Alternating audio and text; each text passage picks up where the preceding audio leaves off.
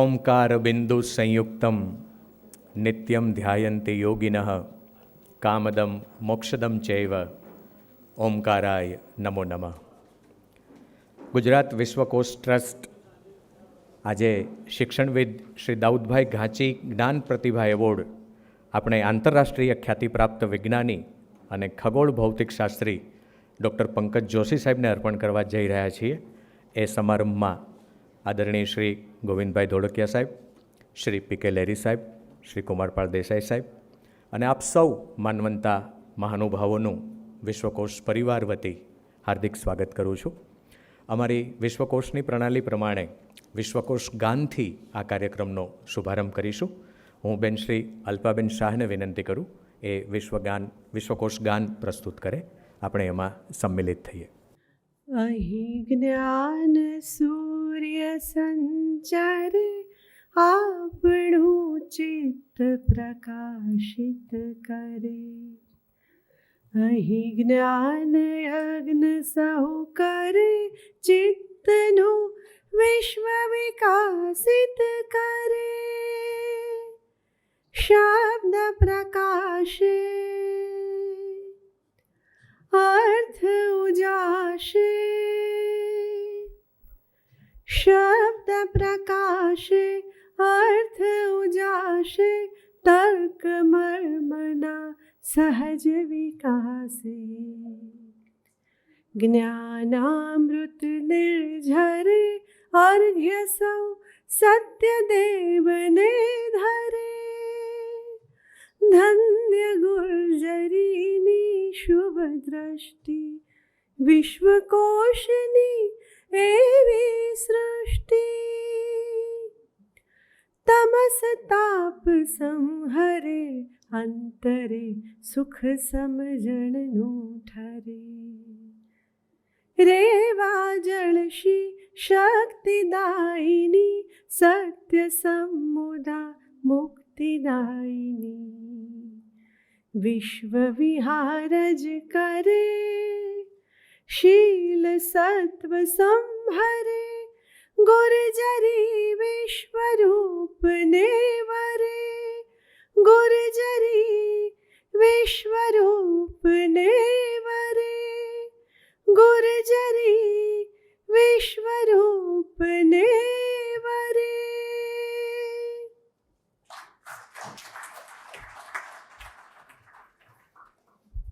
આભાર અલ્પાબેન.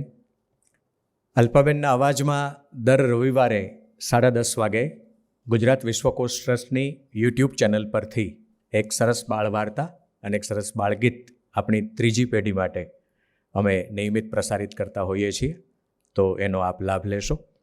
વિશ્વકોશના અમારા અગાઉના કાર્યક્રમો અને વર્તમાનના કાર્યક્રમો પણ યુટ્યુબ ચેનલ ઉપર એડિટ કરીને મૂકવામાં આવતા હોય છે, જે આપ આપના અનુકૂળ સમયે આપની અનુકૂળ સ્થિતિએ માણી શકો એ પ્રકારની હવે ટેકનોલોજી આપણને મદદ કરી રહી છે.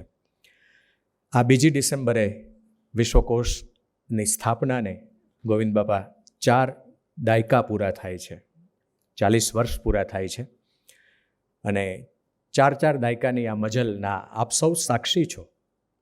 પણ કુમારપાળ દેસાઈ સર ધીરુભાઈ ઠાકર સાથે એ જોડાયા અને એક અમદાવાદ એજ્યુકેશન સોસાયટીના નાનકડા રસોડાથી આ યાત્રા શરૂ થઈ અને આજે જે ભવનમાં આપ બેઠા છો અને હજી પણ વિશ્વકોશ દિને દિને નવમ કંઈ નવા સોપાન વિચારી જ રહ્યું છે. તો વિશ્વકોશને વિશ્વ સંસ્કૃતિ સુધી, હવે 2 ડિસેમ્બરને અમે વિશ્વ સંસ્કૃતિ દિવસ કહીએ છીએ, વિશ્વકોશ સ્થાપના દિવસને. અને આ વર્ષે તો 6-7 દિવસનો ભવ્ય કાર્યક્રમ પણ યોજવામાં આવ્યો છે. તો વિશ્વકોશથી વિશ્વ સંસ્કૃતિ સુધી આ સંસ્થાને લઈ જનાર કુમારપાળ દેસાઈ સરે 38-39 વર્ષ સુધી અધ્યાપન કાર્ય કર્યું અને મારા જેવા અનેક વિદ્યાર્થીઓને તૈયાર કર્યા.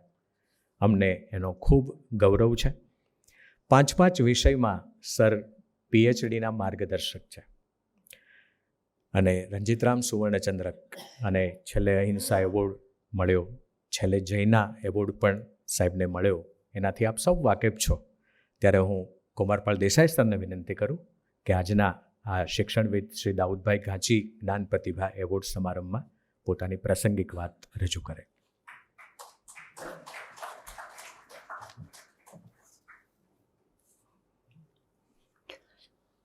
गुरु गोविंद दोनों खड़े किसको लागू पाए, बलिहारी गुरुदेव की गोविंद दीनो बताए. ગુરુની વાત છે અને ગોવિંદની વાત છે.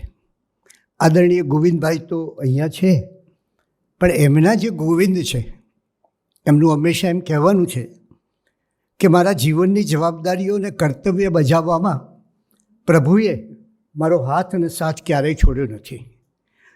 જ્યારે આ ગુરુની જે વાત છે, આ શિક્ષકોની જે વાત છે, શિક્ષકોએ કરેલું આ સર્જન છે. વિશ્વકોશ એ એના પ્રણેતા ધીરુભાઈ ઠાકર, એમના અમે સૌ વિદ્યાર્થીઓ, અને એમાંથી ધીરે ધીરે જેમ અશ્વિનભાઈએ કહ્યું એમ કે એક નાનકડા છાત્રાલયના ભોજન ગૃહમાંથી શરૂ કરીને માત્ર 11 લાખ રૂપિયાની મૂડી હતી ત્યારે ટોયલેટ પણ નહીં, બીજી અનેક અસુવિધાઓ, અને એની વચ્ચે પ્રજાના પ્રેમથી આ શરૂ થયું. અને વિશ્વકોશની એક વિશેષતા એ રહી કે આજ સુધી એણે ક્યારેય કોઈ દાન માટે, મદદ માટે, સહાય માટે અપીલ કરી નથી. સમાજના લોકો સામે ચાલીને, એ બાલકૃષ્ણ દોશી હોય કે પછી એ ધીરુભાઈ ઠાકર સ્વયં હોય કે દાઉદભાઈ ઘાંચી હોય, આ બધા લોકોએ આવીને, જેમણે શિક્ષણનું વિદ્યાતપ કર્યું છે, એવી વ્યક્તિઓએ આવીને આ સંસ્થાને એક સબળ બનાવી છે. એટલે એ આ સંસ્થા કે જેને વિશે આપણા વર્તમાન વડાપ્રધાનને, એ સમયે મુખ્યપ્રધાન એ નરેન્દ્રભાઈએ એમ કહેલું કે નર્મદા ગુજરાતની જીવાદોરી છે અને વિશ્વકોશ એ ગુજરાતની સંસ્કાર દોરી છે. એ સંસ્કાર દોરી, એ મશાલ, ધીરુભાઈએ કહ્યું કે અમે તમને બધાને મશાલ એક આપીએ છીએ, આગળ જાઓ. ધીરુભાઈના સાથી દાઉદભાઈ ઘાંચી. દાઉદભાઈ અત્યંત ગરીબ પરિસ્થિતિમાંથી બહાર આવેલા, સિનેમા ગૃહની ટિકિટો વેચવાનું કામ કરનાર દાઉદભાઈ, એમણે શિક્ષણમાં એવી ક્રાંતિ કરી કે આપણી કલ્પના ન આવે. બીએડના શિક્ષણમાં એમણે બહુ જ મોટું પરિવર્તન આવ્યું. ફૂલબ્રાઇટ સ્કોલરશિપ એમને મળેલી, અને સામાન્ય રીતે વ્યક્તિ એકાદ વખત એને ફૂલબ્રાઇટ સ્કોલરશિપ મળે, દાઉદભાઈને 3 વખત એમને ફૂલબ્રાઇટ સ્કોલરશિપ મળી હતી. એટલે ગુજરાતના શિક્ષણ જગતના ધ્રુવ તારક એવા આ દાઉદભાઈ ઘાંચી અને એમના પુત્રો એમણે નક્કી કર્યું કે આપણે વિશ્વકોશ દ્વારા એક શિક્ષકનું સન્માન કરીએ. અને અમારા માટે આનંદનો અવસર એ છે કે આની પહેલાં જે અગાઉ જેમનું સન્માન કર્યું એ JM વ્યાસ સાહેબ આજે ફોરેન્સિક યુનિવર્સિટી અને ફોરેન્સિક વિદ્યાના આજે વિશ્વખ્યાત વ્યક્તિ છે. એવા જ વિશ્વખ્યાત વ્યક્તિ આજે આપણને પંકજભાઈ મળ્યા છે. ત્યારે આ વિશ્વકોશની જે 7 ચોપડી ભણેલા સાકળચંદભાઈએ કલ્પના કરી અને એમણે કહ્યું કે ગુજરાતને વિશ્વકોશ હોવો જોઈએ. ધીરુભાઈએ એમને કહ્યું, અને ગુજરાતની વિશ્વકોશ જેના 26,000 અધિકરણો, એટલે કે 26 વોલ્યુમ, 1,000 પાનાનું એક વોલ્યુમ, એવા 26,000 અધિકરણો, 180 વિષયો, એટલે બધા જ વિષયો વિશ્વના, એનો આખો એન્સાઇક્લોપીડિયા તૈયાર કર્યો. અને આજે છેલ્લા 7 વર્ષથી અમે એને ઓનલાઈન મૂક્યો. એનું પરિણામ એ આવ્યું કે આજે દર મહિને 3.25 લાખ લોકો, એ ગુજરાતના હોય, ભારતના હોય, ઓસ્ટ્રેલિયાના હોય, ઇંગ્લેન્ડના હોય, આ લોકો એનો લાભ લે છે. એ જ રીતે બાળ વિશ્વકોશ શરૂ કર્યો, જે ગીજુભાઈની કલ્પના હતી કે ગુજરાતમાં બાળકો માટે બાળ વિશ્વકોશ હોવો જોઈએ. ચંદ્રકાંત શેઠના નેતૃત્વ હેઠળ 2,976 પૃષ્ઠનો, 722 ચરિત્રો અને 2,350 લેખો ધરાવતો બાળ વિશ્વકોશ તૈયાર કર્યો. એને અમે બ્રેઇલમાં રૂપાંતર કર્યું અને આજે એના 3 ભાગો પ્રગટ થયા છે. અને જે અંધજનની શાળાઓ છે, પ્રજ્ઞાચક્ષુઓની, એમાં રોજ સવારે આ બાળ વિશ્વકોશની એક એન્ટ્રી વાંચવામાં આવે છે. એ જ રીતે પરિભાષા કોશ, તબીબી વિજ્ઞાન કોશ, બૃહદ નાટ્યકોશ, અત્યારે સંતકોશ ચાલી રહ્યો છે. થોડા જ સમયમાં, કદાચ આવતા જ મહિને, અમે નારીકોશ પ્રગટ કરીશું, જેના 3 ભાગ છે. અને 1850 પછી ગુજરાત, ભારત અને વિશ્વ એમાં જે અગ્રણી સ્ત્રીઓ છે એમના ચરિત્રો પ્રમાણભૂત રીતે આલેખવામાં આવશે. અમને એમ થયું કે કેટલીક બોલીઓ જો જતી રહેશે તો શું થશે, એટલે આની પહેલાં તળની બોલી નામનું એક પુસ્તક બહાર પાડ્યું. અત્યારે આદિવાસી બોલીનું કામ લગભગ પૂરું થવા આવ્યું છે, ભગવાનદાસ પટેલ કરી રહ્યા છે, અને એની સાથે કચ્છી બોલીનો કોષ પણ કર્યો. ગ્રંથ શ્રેણી દ્વારા 150 જેટલા વધારે પુસ્તકો પણ આ સંસ્થાએ પ્રકાશિત કર્યા. આપ જાણો છો 3 સામયિક, એક વિશ્વ વિહાર જે દર મહિને પ્રગટ થાય છે, બીજું વિશ્વા જે બહેનો માટેનું સામયિક છે, ત્રૈમાસિક છે, અને ત્રીજું કે વિદેશના ગુજરાતી ભાષામાં લખતા લેખકોને સહયોગ આપવા માટે ગુર્જરી ડાયજેસ્ટ જે 33 વર્ષથી પ્રકાશિત થાય છે એ અત્યારે અહીંયાથી પ્રકાશિત થાય છે. વિશ્વવિહાર મેગેઝિન ઓનલાઈન રૂપે પણ આપવામાં આવે છે. વ્યાખ્યાન શ્રેણી છે, પારિતોષિકો 12-13 જેટલા પારિતોષિકો આપીએ છીએ, અને માતૃભાષા સંવર્ધન કેન્દ્ર અહીંયા રતિલાલ બોરીસાગર જેવા આપણે પ્રખર વિદ્વાન બેઠા છે, એમને નેતૃત્વ હેઠળ આ માતૃભાષા કેન્દ્ર દર મહિને 2 વ્યાખ્યાનો એ રતિલાલ બોરીસાગર અને પિંકીબેન દ્વારા થતા હોય છે. એક વિચાર આવ્યો કે હવે થોડું વર્કશોપ થવી જોઈએ અને જુદા જુદા વિષયવાળા લોકોને ભેગા કરી અને એમને કંઈક જ્ઞાન આપી શકાય. એટલે બ્રાહ્મી લિપિની વર્કશોપ કરી, જે આપણી સૌથી પ્રાચીન લિપિ છે, અને આપને જાણીને આનંદ થશે કે 3 દિવસમાં એનામાં ભાગ લેનારા બધા લોકોએ કહ્યું કે પૂરા થઈ ગયા, અને એડમિશન પૂરા થઈ ગયા 3 દિવસમાં. હસ્તપ્રત વિદ્યાનો 6 મહિનાનો કોર્સ કર્યો, પ્રૂફ વાંચન કર્યું. બીજી બાજુ આર્ટિફિશિયલ ઇન્ટેલિજન્સ, ભરતનાટ્યમ, પ્રજ્ઞાચક્ષુ બહેનો માટેની યોગ શિબિર, બહુ અઘરી પ્રજ્ઞાચક્ષુ બહેનો માટેની યોગ શિબિર, એટલે 3 બહેને એક કોચ જોઈએ આપણે, એક પણ અહીંયા કરી. અને આજે અમારે માટે આનંદનો અવસર છે કે પંકજભાઈને આ એવોર્ડ અર્પણ થાય છે. એક મોટા શિક્ષક, આપણા આંતરરાષ્ટ્રીય ખ્યાતિ ધરાવતા શિક્ષક દાઉદભાઈ ગાંચીના નામે શિક્ષક પર આ એવોર્ડ આપવામાં આવે છે, અને ગોવિંદભાઈ અહીંયા ઉપસ્થિત છે. આ એક સરસ મજાનો ત્રિવેણી સંગમ થયો છે, ત્યારે આપ સૌનું સ્વાગત કરતા આનંદ અનુભવું છું. નમસ્કાર. આપના પુનિત આ પગલાં થયા વંદન હજો, ફૂલમાં સુગંધના દીવા થયા વંદન હજો. આજે ખાસ ગોવિંદ કાકા આપણી વચ્ચે છે, ત્યારે હું ગોવિંદભાઈ ધોળકિયાનો ગ્રંથ પુષ્પથી સ્વાગત કરવા માટે નીતિનભાઈને વિનંતી કરું. ગ્રંથ પુષ્પ અને શાલ બંને નીતિનભાઈ શુક્લ આપણા સૌ વતી ગોવિંદ કાકાને ઓઢાડે. આપણે તાળીઓથી આ ક્ષણને જીવંત બનાવીએ.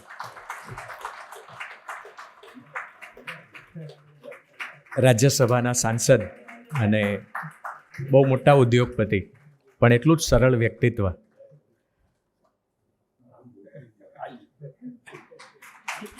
નીતિનભાઈ,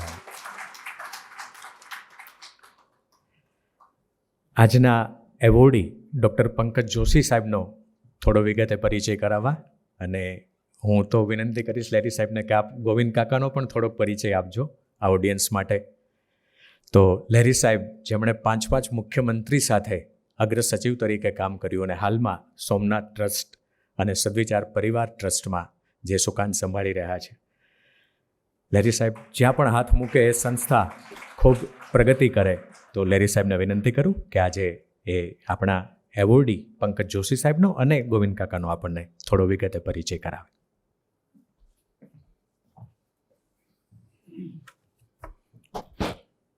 આભાર યશવિનભાઈ. આજે આપણે શિક્ષણવિદ દાઉદભાઈ ગાંચી જ્ઞાન પ્રતિભા એવોર્ડ અર્પણ કરવા માટે એકત્ર થયા છીએ.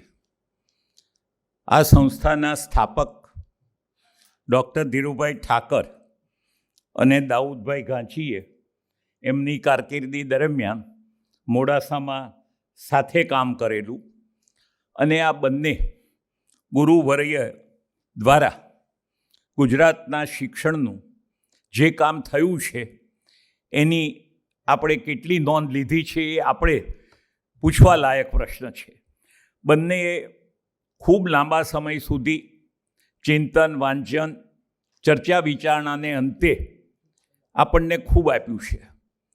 ડૉક્ટર ધીરુભાઈ ઠાકરે ગુજરાતી સાહિત્યનો એવો કડીબદ્ધ ઇતિહાસ આપ્યો છે કે આજે એ પુસ્તક સ્ટાન્ડર્ડ ગણાય. ક્યાંય પણ કોઈ પણ જગ્યાએ ગુજરાતી સાહિત્યનો ઇતિહાસ શીખવવો હોય તે જ રીતે દાઉદભાઈ ગાંચીએ શિક્ષણમાં શીખવવાની પદ્ધતિ પેડાગોલોજી વિશે જે કાર્ય કર્યું છે એ પણ અજોડ છે અને આજે એ પણ એક માપદંડ તરીકે ઉપયોગમાં લેવાય તેવું છે. જે રીતે મુરબ્બી શ્રી કુમારપાળભાઈએ વાત કરી, ડૉક્ટર પંકજભાઈ જોશી પહેલાં આપણે શ્રી જે.એમ. વ્યાસ સાહેબ, વાઇસ ચાન્સેલર, નેશનલ ફોરેન્સિક યુનિવર્સિટીને આ એવોર્ડ અર્પણ કર્યો હતો. ડૉક્ટર પંકજભાઈ જોશી એ વિજ્ઞાની છે, શિક્ષક છે અને સૌથી વધારે આપણા દેશની યુવા પેઢીને સમર્પિત છે. એમણે વિદેશની નોકરીઓના કારકિર્દીના પ્રલોભનો જતા કરીને ભારતમાં રહીને વિજ્ઞાનના શિક્ષણના પ્રચાર પ્રસાર માટે જ નહીં, પરંતુ અનેક બાબતો વિજ્ઞાનમાં બ્રહ્માંડથી માંડીને નાની મોટી જે કોઈ બાબતો છે એ તમામ બાબતો ઉપર અભ્યાસ કરીને એક નવી દૃષ્ટિ સાથે લોકોને સમજાવવાનો પ્રયાસ કર્યો છે. એમની જિજ્ઞાસા હંમેશા સાતત્યપૂર્ણ રહી છે. આ ઉંમરે પણ બાળ સહજ જિજ્ઞાસા સાથે તે અનેક પ્રશ્નો પૂછીને, શીખીને અને એ કામ કરે છે. એમનો અભ્યાસ ઊંડાણપૂર્વક રહ્યો છે અને એના પુરાવા રૂપે અનેક રાષ્ટ્રીય અને આંતરરાષ્ટ્રીય સંસ્થાએ એમને નવાજ્યા છે, એમના કામની કદર કરી છે, એમને એવોર્ડ આપ્યા છે, સન્માન કર્યું છે. એમની અભિવ્યક્તિ અર્થપૂર્ણ રહી છે અને સૌથી વધારે એમનો પ્રયત્ન આપણી પ્રાચીન પરંપરા અને આધુનિક વિજ્ઞાન વચ્ચે એક કડી શોધીને એનો સમન્વય કરવાની રહી છે. અને એ પ્રયત્નમાં એમને સૌથી વધારે સચોટ માર્ગદર્શન મારા વતનના રાજુલાના, બિલકુલ જાણીતા નહીં, હું કહું ઓછા જાણીતા એ પણ બરાબર નહીં, બિલકુલ જાણીતા નહીં એવા ધીરજરામ શાસ્ત્રી ધીરજરામ બાપા કહેતા. હું મારા વતનમાં રહ્યો, પછી રહ્યો, મકાનમાં રહે, એમની રીતે જે કંઈ એમનું લખાણ કે એની જે આવક મર્યાદિત હોય તેમાં જીવે. મેં એમને કદી કોઈને ત્યાં જતા નથી જોયા. મેં કદી એમને કોઈની જોડે વાદ વિવાદ કે જ્ઞાનનું પ્રદર્શન કરતા નથી જોયા. પરંતુ જેને કહીએ કે આત્મજ્ઞાન માટે આપણે જે કરવું પડે તે કરવાનું ને સુખ શાંતિથી રહેવાનું. મારા મોટા ભાઈને આ બધી બાબતોમાં જરા વધારે રસ, એટલે એ એમને નિમિત્ત મળ્યા કરે. મારે પણ ઘણી વખત એમની જોડે જઈને એમનો પરિચય રહ્યો. પરંતુ ડૉક્ટર પંકજભાઈ જોશીએ જ્ઞાની અને વિજ્ઞાની કરીને એક પુસ્તક પ્રસિદ્ધ કર્યું છે. બાળપણ એ પુસ્તક આપને મળે. મૂળ વાત એ છે કે આપણે વિજ્ઞાન અને ટેકનોલોજીની પ્રગતિથી અંજાઈ ગયા છીએ. અંજાઈ ગયા છીએ એટલા માટે કે આપણને એ ખૂબ ઉપયોગી છે. મોબાઈલ ફોન કેટલો ઉપયોગી છે, ડૉક્ટર કેટલા ઉપયોગી છે, ઇજનેર આપણને કેવા મોટા મકાન બનાવી આપે છે. પરંતુ આપણી પ્રાચીન પરંપરામાં અવિદ્યાને કહેલી, અવિદ્યા એટલે વિદ્યાનો વિરોધ છે કેવી નહીં, પરંતુ જે સ્થાયી છે, જે હંમેશ માટે છે, એ વિદ્યાની જે વાત બ્રહ્મ વિદ્યા તરીકે કરી, એનાથી આ ઉલટું. અને વિદ્યાના ઉપાસક કેવા હોય એ કોઈએ જોવાનું હતું ત્યારે એમાં ધીરજરામ બાપાનો નંબર ખૂબ આગળ આવે. આવા ધીરજરામ બાપા જોડેના એમના સંવાદો, અને મારે ફરી એક વખત એ મુદ્દે વાત કરવી જોઈએ કે એક બાજુ વિજ્ઞાની છે અને એક બાજુ તદ્દન એકલવાયા, જેને અંગ્રેજીમાં ઇન્ટ્રોવર્ટ કહીએ, અંતર્મુખી વ્યક્તિ છે. પણ એના સંવાદ તમે સાંભળશો ત્યારે તમને ખ્યાલ આવશે કે એ કેટલી સચોટ રીતે વિજ્ઞાનીની શંકાનું પણ સમાધાન કરી આપે છે. એ જે એમનું કામ છે એ પુસ્તક મને મોકલ્યું મનુભાઈ અને ભાઈએ, અને વાંચ્યું ત્યારે મને ખ્યાલ આવ્યો, કારણ કે મેં જેમને નજીકથી જોયા હતા એ ધીરજરામ બાપા હતા. પછી જ એમનો પરિચય થયો એ પંકજભાઈ જોશીનું આજે જ્યારે વિશ્વકોશ દાઉદભાઈ ગાંચી આ જ્ઞાન પ્રતિભા એવોર્ડ સાથે સન્માન કરે છે એ ખૂબ જ ઉપયોગી છે. હજી પંકજભાઈ પાસેથી આપણે ઘણું પ્રાપ્ત કરવાનું છે. એમનો સતત ચાલતો અભ્યાસ અને જે ઊંડાણથી એ કામ કરે છે એમાંથી ગુજરાતમાં વિજ્ઞાનમાં રસ નથી, ગણિતમાં રસ નથી એવો જે આક્ષેપ થાય છે એને બદલે આપણે ત્યાં ઈસરો છે, PRL છે, અનેક વૈજ્ઞાનિક સંસ્થાઓ છે અને એ બધી સંસ્થાઓ ઘણું કામ કરે છે. ત્યારે પંકજભાઈ જેવા વિજ્ઞાની અને શિક્ષકનું મહત્ત્વ ખૂબ છે અને અહીંની જ્યુરીએ એમની પસંદગી કરીને ખરેખર તો આ એવોર્ડને એક ગરિમા બક્ષી છે. અને આ એવોર્ડ ગોવિંદભાઈ મારફત આપવો એવો મારો કુમારપાળભાઈનો અને અમારા તમામ ટ્રસ્ટીઓનો આગ્રહ હતો. રાજ્યસભાના સભ્ય બન્યા એટલે દિલ્હીની હાજરી પુરાવામાં એમનો ઘણો સમય નીકળી જાય અને પોતાનો વ્યવસાય છે, અનેકવિધ પ્રવૃત્તિ સાથે સંકળાયેલા છે અને ખાસ કરીને છેલ્લા થોડા વર્ષોથી એમણે ગીતા સાનિધ્ય, ગીતાના 18 અધ્યાય ઉપર એક વક્તાના 2 પ્રવચનો યોજીને સમગ્ર દેશમાંથી આ વિષયમાં રસ ધરાવતા લોકોનું એમણે ગીતા સાનિધ્યનું કર્યું. યુટ્યુબ ઉપર એ અવેલેબલ છે અને એ 36 પ્રવચનો દ્વારા એમણે ગીતા વિશેનું જ્ઞાન પ્રસારિત કરવાનું એટલે કર્યું છે કે એ પોતે સ્પષ્ટ રીતે કહે છે કે ગીતાના અભ્યાસથી જ મારું જીવન બદલાયું અને એક સામાન્ય હીરા ઘસતા કારીગરમાંથી એ જે ઊંચાઈએ પહોંચ્યા છે એનો સઘળો યશ એ ભગવદ્ ગીતાને આપે છે. અને શા માટે આપે છે એમની વાત તો એ જરૂર કરશે. બીજું એમણે જીવન સાનિધ્યની વાત કરી. જીવન સાનિધ્ય એટલે મૂળ તો આપણો જ્ઞાનનો વારસો જે અનેક પુસ્તકોમાં છે અને અભ્યાસુ લોકોએ એ પુસ્તકો વિશે છણાવટ કરી અને જેને આપણે અંગ્રેજીમાં ક્લાસિક કહીએ, એકદમ મહત્ત્વના જે પુસ્તકો છે એમને અંગે પણ એમણે લગભગ 100 કહી શકાય તેટલા પ્રવચનો યોજી અને આ કાર્ય કર્યું અને એના સમાપનનું કામ વાપીના એક રિસોર્ટમાં કર્યું. ત્યારે મને હાજરી આપવાનો લાભ મળ્યો હતો અને અનેક લોકોનો પરિચય થયો. એટલે એમણે જ્ઞાનોપનાસના માટે જે કાર્ય કર્યું એ આપણે જેટલું બિરદાવીએ એટલું ઓછું છે. ગીતા માટે કર્મ અને એમનો કર્મઠ સ્વભાવ આપણે સૌ જાણીએ છીએ. જીવન સાનિધ્યમાં એમનું ફોકસ, એમનો કેન્દ્ર બિંદુ એ હતું કે આપણે આપણા સંસ્કારો જે છે આપણને પુસ્તક રૂપે, જ્ઞાન રૂપે મળ્યા છે એને આપણે કઈ રીતે જાળવી શકીએ એ હતું. અને હવે એમનો ત્રીજો ઉપક્રમ જે છે એ યુવા સાનિધ્યનો છે, જેમાં સમર્પણ, સેવા, યુવક આજે ફક્ત સ્વકેન્દ્રી ન બને, મોબાઈલમાંથી છૂટી અને પોતાનામાં આવી જાય અને કશું જ આસપાસનું ન દેખાય એવા વાતાવરણમાં એને સમાજની સાથે કેમ જોડવો, પરિવારની સાથે કેમ જોડવો, એમને સામાજિક જવાબદારી કેમ સમજાવવી એવા સમર્પણની વાતે કરવાના છે. આની સાથે સાથે ગોવિંદભાઈના વ્યક્તિત્વ વિશે, પરિચય વિશે હું વાત કરવા બેસું તો 2 લાગણી છે કે એ પરિચયના મોહતાજ નથી. એમનો પરિચય તો ગુજરાતની પ્રજાને અનેક રીતે છે. એમણે સ્વપુરુષાર્થથી જે કામ કર્યું છે તે અદ્ભુત છે અને ક્યારેક અકલ્પનીય લાગે એવું છે. પરંતુ ગોવિંદભાઈ સાથેના મારા દીર્ઘ સંબંધને જો હું ટૂંકમાં વર્ણવા જાઉં તો એક તો સમજણ, કોઈ પણ કામ સમજ્યા વગર ન કરવું. ગાંધીજીએ જે મનુભાઈ પંચોળીને જવાબ આપેલો કે મારી સામે જે કામ આવે હું જોઉં કરવા જેવું છે કે નથી કરવા જેવું, કરવા જેવું હોય તો કરવા માંડવું, ન હોય તો મૂકી દેવાનું. એ જે નિર્ણય, કામ કરવાની પસંદગી, એમાં જે સમજણનો ઉપયોગ એ એમનું પ્રથમ લક્ષણ છે.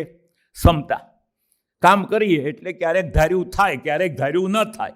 ત્યારે જે સારો શબ્દ જૈન ફિલોસોફીમાંથી આવ્યો કે ક્ષમતા, આપણે સ્થિતપ્રજ્ઞ કહીએ, એ સ્થિતપ્રજ્ઞતા પણ એમણે જાળવી છે. ત્રીજું સ્વાવલંબન. એમની પોતાની તબિયત નાદુરસ્ત હોય આ સ્થાને પહોંચેલી વ્યક્તિ હોય, પણ આજે પણ એ દરેક કામ ઘરમાં હોય કે બહાર હોય સાહજિકતાથી કરે છે.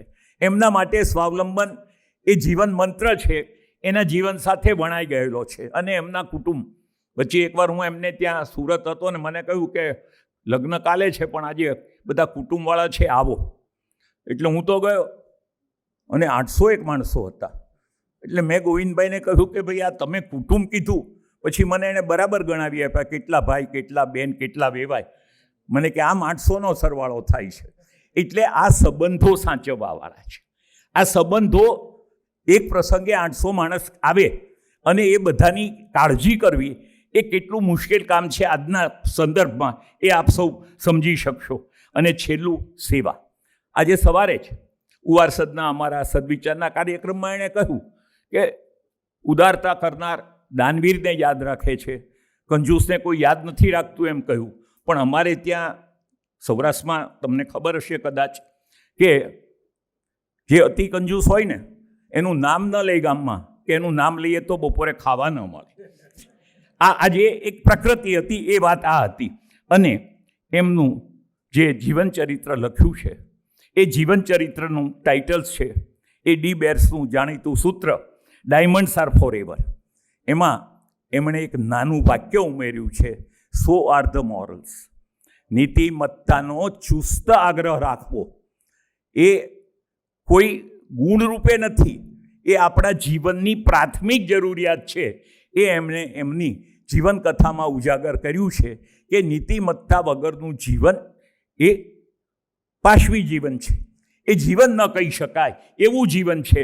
એવું જીવન તો કીડી મકોડાથી માંડીને સૌ જીવતા હશે, પરંતુ જે માણસ માટે જીવન છે એમાં નીતિમત્તાને વરેલા એવા ગોવિંદભાઈએ મારા આગ્રહ, દુરાગ્રહ, સતત આગ્રહને માન આપીને આજે આવવાનું સ્વીકાર્યું. અને એમના હાથે જ્યારે પંકજભાઈ જોશીનું સન્માન થશે ત્યારે ખરેખર કુમારપાળભાઈએ કહ્યું એમ દાઉદભાઈ ઘાંચીની સાધના, આરાધના, તપ, એમણે આપેલું પ્રદાન, પંકજભાઈ જોશીએ કરેલું કાર્ય અને ગોવિંદભાઈની સિદ્ધિનો એ ત્રિવેણી સંગમ થવા જઈ રહ્યો છે.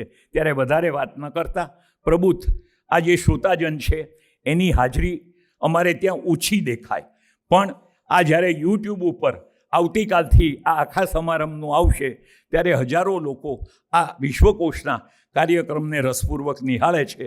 એકાદ ઇન્ટરવ્યૂ મેં આપેલો એટલે મને ખબર છે કે 2-3 વર્ષે જ કોઈ ફોન કરે કે તમારો પહેલો ઇન્ટરવ્યૂ જોયો. એટલે આ એક શાશ્વત થતું કામ છે. એવા કામમાં વધારે આપનો સમય ન લેતા ફરી એકવાર ગોવિંદભાઈએ જે અહીંયા આવવાની તકલીફ લીધી એ માટે હૃદયપૂર્વક આભાર. પંકજભાઈ જોશીને ખૂબ ખૂબ અભિનંદન. અને આ સમગ્ર જવાબદારી આપણે કુમારપાળભાઈ, અશ્વિનભાઈ, પ્રીતિબેન, અલ્પાબેન સૌ સંભાળે છે. એ સૌનો પણ આપના સૌ વતી આભાર માની વિરમું છું. જય હિન્દ.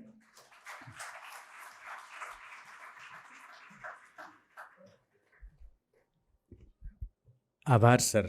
જે ધન્ય ક્ષણની આપણે પ્રતીક્ષા કરી રહ્યા છીએ એ શિક્ષણવિદ શ્રી દાઉદભાઈ ઘાંચી જ્ઞાન પ્રતિભા એવોર્ડ હવે પંકજભાઈ જોશી સાહેબને આપણે અર્પણ કરવા જઈએ છીએ.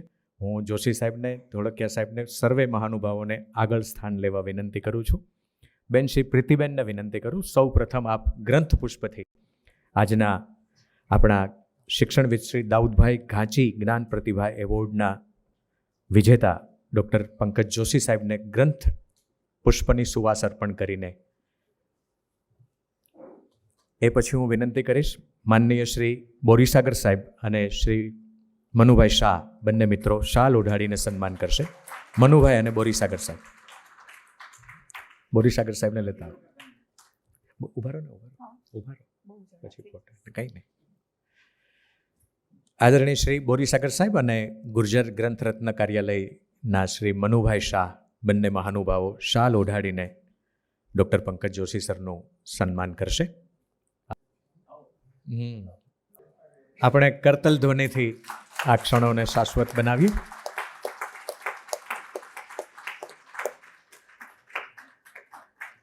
મેમેન્ટો અર્પણ કરવા માટે હું આદરણીય શ્રી ગૌરવભાઈ શેઠને વિનંતી કરીશ.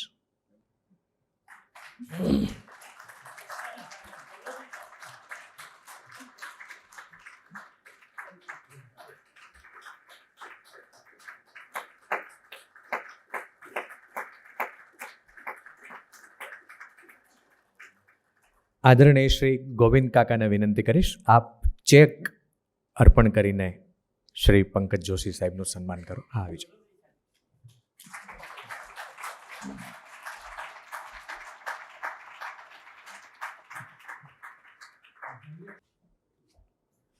આભાર, સૌનો આભાર. આદરણીય શ્રી ગોવિંદભાઈ ધોળકિયાને વિનંતી કરીશ એ પ્રસંગોચિત ઉદ્બોધન કરે આપણને. જેમ દીપચંદ ગાર્ડી સાહેબ સવારમાં શિક્ષણ અને આરોગ્ય માટે દાન કરે, એમ ગોવિંદ કાકા રામકૃષ્ણ એક્સપોર્ટની ઓફિસ પર બેઠા હોય અને સવારે કોઈ દર્દીને જરૂર હોય, એ દર્દી એની ફાઇલ લઈને આવી ગયું હોય અને કાકા એને જે કાંઈ સહાય કરવાની હોય એ સહાય કરે. આખું સુરત ગોવિંદ ભગતના નામથી ઓળખે, ગોવિંદ કાકાના નામથી ઓળખે એવું વિરાટ વ્યક્તિત્વ આપણી સાથે છે. હું વિનંતી કરું આદરણીય શ્રી ગોવિંદ કાકાને.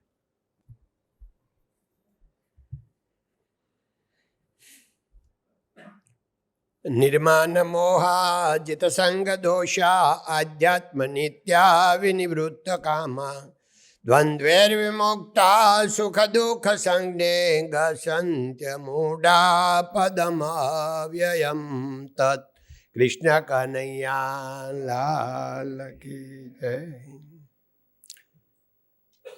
આ વિશ્વકોશના સર્વે સર્વા કુમારપાલભાઈ ઋષિ, હું એમને મારું નામ છે, મારું નામ પાડેલું છે કે ગુજરાતના ઋષિ એટલે લહેરી સાહેબ. અને અશ્વિનભાઈ, પંકજભાઈ, હવે પૂજ્ય સચ્ચિદાનંદ મહારાજ કહેતા હતા કે કોઈ સારું કામ કરે અને જો સમાજ એને ન બિરદાવે તો સમાજ નગુણો કહેવાય. તમને ખૂબ ધન્યવાદ કે તમે યોગ્ય વ્યક્તિનું આજે સન્માનનો પ્રોગ્રામ કર્યો છે. ખૂબ અભિનંદન. હવે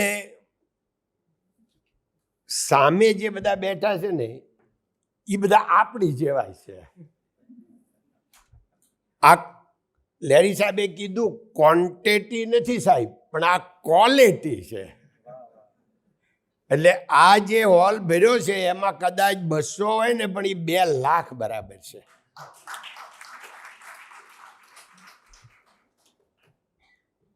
એક એક સમાજનો પાયો છે, એક એક. એટલે ખૂબ આનંદ છે. પૂજ્ય મોરારી બાપુ કથામાં કહે છે એમ, કોઈને જગાડીએ પછી એમ કે હા હા હું જાગું છું, પણ એ ઊભો થાય તો જાગ્યો કહેવાય.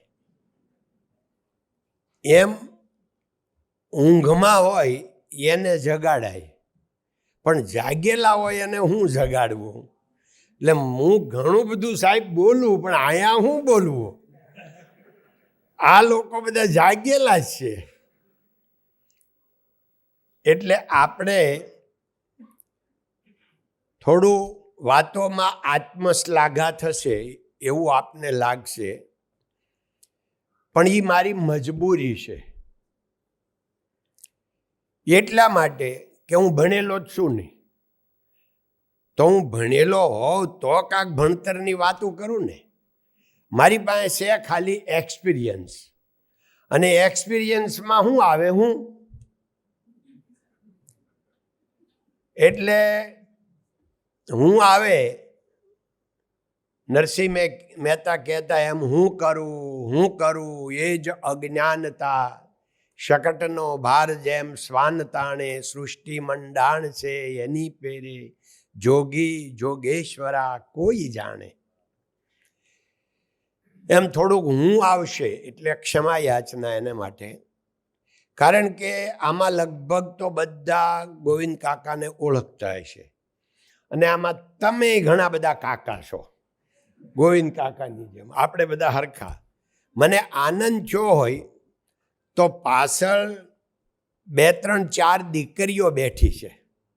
હું અહીંયા બેઠો બેઠો વિચાર કરતો હતો કે આટલા બધા વડીલો અને આ દીકરીઓ કેટલી ભાગ્યશાળી કે આ બધા ઋષિ તુલ્ય જ્યારે આ મોટો સમાજ ભેગો થયો હોય એ વાતાવરણમાં, એ એન્વાયરમેન્ટમાં આ દીકરીઓને બેસવાનું મળ્યું છે. એટલે પહેલાં તો એ દીકરીઓ માટે તમે તાળી બજાવો. નકર જોવો, કોઈને સાંભળવું ગમતું નથી, બધાને બોલવું ગમે છે. એ આપણે બધા સમજીએ છીએ, આપણે એમાંના છીએ એટલે ખબર જ છે. અઘરામાં અઘરું કામ છે સાંભળવું. એટલે જ આપણે બધા વાતમાં નથી મિત્રને કહેતા અહીં તું સાંભળ સાંભળ. ઘરે બેઠા હોય તો એ કુટુંબમાં એમ જ કીધું તું સાંભળ, કારણ કે બધાને સંભળાવવું છે, સાંભળવું કોઈને નથી. એટલે આજે તમને થોડી સજા થાય કે મારે સંભળાવાનું છે ને તમારે સાંભળવાનું છે. એટલે વાત એમ છે કે ખરેખર જીવન ધન્યતાની અનુભૂતિ એટલે શું? જીવન આમાં જેટલા બેઠા એમાં કોઈને પૈસાનો પ્રોબ્લેમ નથી, કોઈને તબિયતનો પ્રોબ્લેમ નથી, બધા પોતપોતાની રીતે બહુ હેપી છે, ખૂબ જ આનંદિત છે.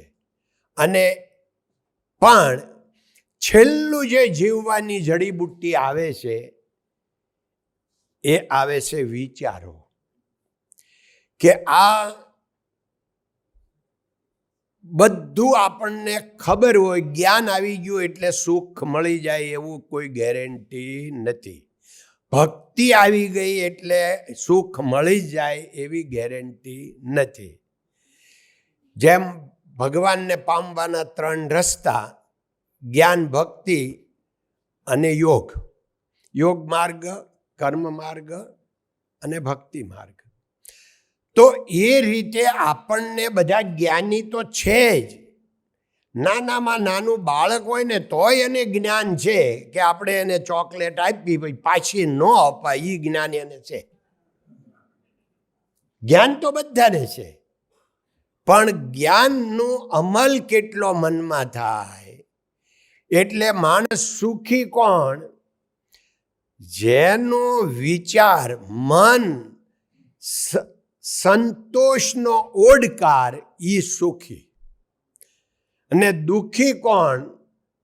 તો જેને અસંતોષ જીવનમાં હોય એ દુઃખી. તો ભગવાનની કૃપાથી હું જે મારી વાત કરું છું એ છે કે આપણે બધા આમ તો હરખા જ ગામડામાંથી આવ્યા, વાર્તા બધાની એક હરખી છે, ધૂળમાં ધૂળિયામાં રહ્યા. પણ મને વિશેષ એટલું જ મળ્યું કે મને ગામડામાં અજ્ઞાન અવસ્થામાં ગીતાજી મળ્યા. IIMમાં હું છેલ્લા 12 વર્ષથી દર વર્ષે જાઉં છું લેક્ચર આપવા. જ્યારે પહેલી વાર ગયો ત્યારે વિદ્યાર્થીઓએ પહેલો જ પ્રશ્ન પૂછ્યો તો, તમને આખી ગીતા મોઢે છે એ સાચું છે? બાય હાર્ટ છે? મેં કીધું હા. તો એ કે આખી ગીતા અમારો પેટા પ્રશ્ન છે કે જેને આખી ગીતા બાય હાર્ટ હોય એ કોઈ દિવસ ઇન્ડસ્ટ્રીયાલિસ્ટ ન હોય, અને જે ઇન્ડસ્ટ્રીયાલિસ્ટ હોય એને કોઈ દી આખી ગીતા મોઢે ન હોય. તો આ બે કેમ સુમેળ થયો? તો મેં કીધું આનો જવાબ છે ને બહુ અઘરો છે, પણ હવે ભગવાને તમારા થરું પૂછાયો જ છે તો એની કોઈ ઈચ્છા હશે. મારો જવાબ તમને 85% નહીં ગમે, પણ ભગવાને યોજના કરી તો હું મારા મનની વાત મારે કરવી પડશે કે હું પૂર્વજન્મને માનું છું. અને આ યોગ જે ઇન્ડસ્ટ્રીયાલિસ્ટે બનાવ્યા અને ગીતાય મૌખિક, એ કામ છે પૂર્વજન્મનું. પછી મેં એમને વાત કરી હતી કે મારું દુધાળા 1 થી 4 સ્કૂલ, 5, 6, 7 હું લાઠી હાલીને ભીણ્યો, એ ઉઘાડા પગે 11 વર્ષ સુધી આ પગે ચપ્પલ નથી જોયા. આ બધી મેં એને વાત કરી. તમને કરવાનો અર્થ નથી, કારણ કે તમે આમાંથી ઘણા બધા મારી જેમ હતા. એટલે એ લોકોને કીધું. ત્યારે અમારા ગામમાં એક સ્વામિનારાયણનું નાનું મંદિર, 10 બાય 10ની રૂમ, એમાં છોકરાઓ ખાખા ખોળા કરવા જતા હોય એમ બધા રમતા હતા. એમાં કબાટ ખોલ્યો ને કબાટમાંથી મારા હાથમાં ગીતાજી આવ્યા. સ્વામી આવતા લાવ્યા હશે. એ ગીતાજી મારા હાથમાં આવ્યા અને મને સમાધિ લાગી ગઈ. તેથી નહોતી ખબર આને સમાધિ કહેવાય. હવે ખબર છે કે સમાધિ હતી. એટલે મને તરત જ તે હું ભાન ભૂલી ગયો, મને કાંઈ ખબર નથી. હું એ ગીતાજી લઈને બેસી ગયો ત્યારે રસવાઈ ગીરગાયની ખબર નહીં, ગીતામાં શું આવે એ કશી જ ખબર નહીં, કે કર્મયોગ શું કહેવાય, ભક્તિયોગ શું, જ્ઞાન શું કહેવાય, એક પણ નયા પૈસાની ખબર નહીં. પણ હવે એનો લગાવ એવો થઈ ગયો કે મેં આખી ગીતાજી વાંચી નાખી. 4થા 5મા ધોરણમાં આવીશ. એ કોણે વંચાવી? પછી બીજે દી લીધી, ત્રીજે દીએ પછી મને એમ થયું મારે આ મોઢે કરવી છે ગુજરાતીમાં. એટલે મેં મોઢે કરી. મારી 16 વર્ષની ઉંમરે આખી ગીતા મોઢે થઈ ગઈ. આ કોણે કર્યું? પૂર્વજન્મનો તો કોઈ ગુરુ મળ્યા નથી, કોઈએ કીધું નથી, કોઈએ આપી નથી. તો આ કોને કીધું? આ વાત છે કે ભાઈ કોઈ પૂર્વજન્મ છે, પૂર્વનો યોગ હતો તો જ આ શક્ય બન્યું. અને બીજી વાર મારે યુટ્યુબમાં ઘણા વાર છે, એટલે બીજી બે મને સમાધિ થઈ 2-3 વખત. એમાં બીજી વાર મને ડોંગરીજી મહારાજની પહેલી કથા સુરતમાં બેઠી હતી અને મારા કાને અવાજ આવ્યો, એ મારી બીજી સમાધિ. એની આખી સ્ટોરી યુટ્યુબમાં છે, એટલે ક્યારેક તમે એમાં ઓલું હોય તો વાંચી લેજો, જોઈ લેજો. એટલે કહેવાનું એ કે હું પૂર્વજન્મને, આમાં પણ ઘણા એવા હોય કે ન માનતા હોય. એવું માનવું એવું જરૂરી નથી. હું માનું એટલે ભાઈ મને તો મારા જીવનની સાથે વણાયેલું છે એટલે મનાઈ ગયું છે. કોઈ સાંભળેલું, વાંચેલું, માનેલું નથી, અનુભવેલું છે. એટલે આ ઈશ્વરની જે યોજના છે, હું પોતે જે સમજો છું, બહુ બધી ધર્મની વાત કદાચ જન્મથી માંડીને સત્સંગ કરવા મળીએ ને 24 કલાક કરીએ અને 100 વર્ષ સુધી કરીએ તો એનો કોઈ દે પાર આવે એમ નથી. પણ એટલે મારા જીવનમાંથી અને મેં રિસર્ચ કર્યું કે આસ્તિક લોકો સુખી વધારે હોય છે અને નાસ્તિક લોકો આસ્તિકના પ્રમાણમાં એ સુખી હોય પણ આસ્તિકના પ્રમાણમાં ઓછા હોય છે. નાસ્તિક લોકો એવું મેં મારા જે બધા રિલેટિવ હોય, જો કે જે માનતા હોય, મિત્રો હોય, એમાંથી મને એ જાણવા મળ્યું કે ભાઈ એમાં આસ્તિક લોકો વધારે શાંતિથી, સંતોષથી ટૂંકમાં ભરપૂર જીવન જીવતા હોય છે. અને અત્યારે એ વાત યથાસ્થાને નથી એટલે, પણ ડોંગરીજી મહારાજને હિસાબે મને જીવનમાં હું જે અત્યારે બધું મને જીવન ભરપૂર મળ્યું એનું કારણ હોય તો ડોંગરીજી મહારાજ. ડોંગરીજી મહારાજે કથામાં એટલું કીધેલું કે માણસ યાત્રા કરવા જાય એટલે સાથે લઈ જવાની ચીજ વસ્તુનું આખું લિસ્ટ બનાવે, પણ જે છેલ્લી સાચી યાત્રા છે એની કોઈ તૈયારી કરતું નથી. અને એ મેં 27 વર્ષની ઉંમરે સાંભળેલું અને મેં એક્સરસાઇઝ શરૂ કરી કે મારે હવે આ જ વયું જવાનું થાય, કેટલાક કામ મારે બાકી રહી જાય. તો એક્સરસાઇઝ કરી, પહેલેથી 100નું લિસ્ટ બન્યું, 200નું બન્યું, વળી પછી એમ જ 30 કામ થઈ ગયા, 70 પાછા 15 નવા આવ્યા હોય. એમ કરતાં 10 વર્ષ એક્સરસાઇઝ કરી અને 37 વર્ષની મારી ઉંમર થઈ તે દિવસે મારું છેલ્લું જે કામ હતું કે મારે ત્યાં દીકરો આવ્યો. એટલે મને એમ થયું કે હવે હું વયો જાઉં તો મારી વાઈફને એનો આધાર આવી ગયો. ત્યારથી જીવનમાં એક પણ વસ્તુ બાકી જીવવાની ન રહી. એટલે એ 37 વર્ષની ઉંમરે જે મને જીવન મુક્તિનો અનુભવ થયો એ આજ સુધી ટકી રહ્યો, નકર ટકે નહીં. વાત શું છે કે બધું વાત બધી કરીએ પણ ટકે નહીં. ટકી રહ્યો એવી રીતે કે અત્યારે આ લીવર મારું નથી, મારું લીવર ટ્રાન્સફરનું ઓપરેશન થયું છે, કેડેવર મળ્યું છે અને 4 વર્ષ થઈ ગયા ઓપરેશન થયું એને. 2 ઓક્ટોબર 2021માં ઓપરેશન થયું સુરત અમારી જ કિરણ હોસ્પિટલમાં. એટલે હવે એ જે ઓપરેશન વખતે જે મારી માનસિક સ્થિતિ હતી એ મને ખબર પડી કે મરવાની આટલી પણ ચિંતા આવી નહીં. પછી મેં 7 જણાને લેટર મારા હાથથી લખ્યા હતા, 8 જણાને. એમાં મોરારી બાપુને લખ્યો તો, રમેશભાઈ ઓઝાને, સચ્ચિદાનંદ મહારાજ, નરેન્દ્રભાઈ રાષ્ટ્રપતિ, બધાને જ. કે એમાં મેં એટલું જ લખ્યું હતું કે હવે આ મેં તમને લેટર એટલો જ લખ્યો કે હવે હું જઈ રહ્યો છું. અને તો તમને એમ થાય કે શું છે, તો મેં કીધું કે તપાસ કરાવી તો ડૉક્ટરો કહે છે લીવર ટ્રાન્સફર કરાવવું પડશે. લીવર મળે ન મળે, ઓપરેશન થિયેટરમાંથી બહાર નીકળીએ કે ન નીકળીએ. પણ લખવાનું કારણ એટલું છે કે હું જતો રહું પછી મારા મનસ્થિતિ તમને કોણ કહે. એટલે હું મારા મનસ્થિતિ તમને કહું છું કે આ 72 વર્ષની મારી લાઈફમાં હું 300 વર્ષનું જીવન જીવ્યો છું. એટલું ભરપૂર જીવન. તો 300 વર્ષનું જે હું જીવન જીવ્યો છું એટલે મને એટલું આનંદથી કદાચ જવાનું થાય તો મારી ફૂલ તૈયારી છે. પછી મેં લખ્યું હતું, હા મરવાની મારે જરાય ઉતાવળ નથી, 100 વર્ષ જીવવું છે. કારણ કે જીવવા જેવું છે.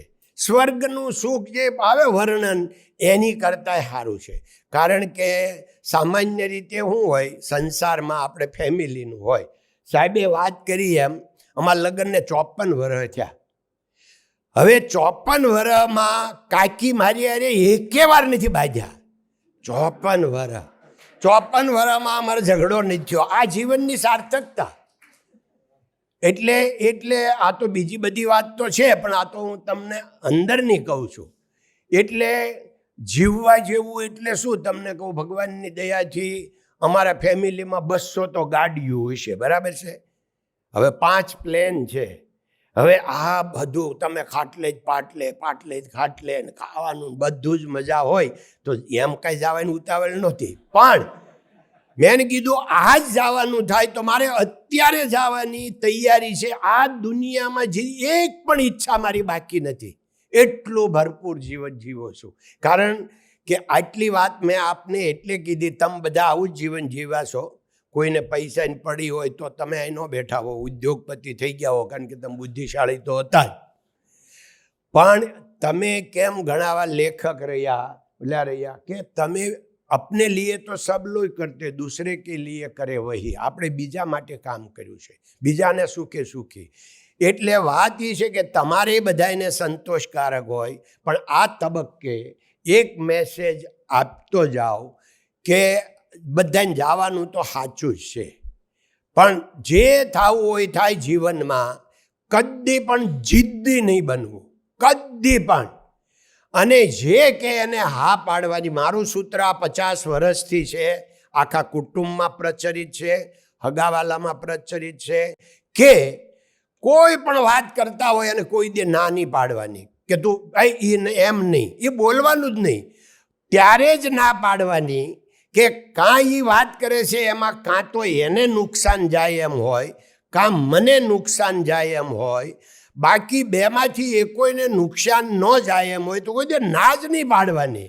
આપણને એમાં શું થાય, એ એમ કદાચ કે ગોવિંદ કાકા જોજો હવે રાજ્યસભાના મેમ્બર ન બને તો આપણે શું કામ કંઈ બને, એને આપણે નથી બનાવવાની, એને નથી બનાવવાવાળો બીજો છે તો એ ભલે ને કે આપણે એમ કે એમ ન બને હો, એ કે ના બને તો બને ભાઈ, તો બને. આપણે કાંઈ કોઈ વસ્તુનો રદિયો આપવાનો જ નહીં. આ સુખનું એડ્રેસ છે.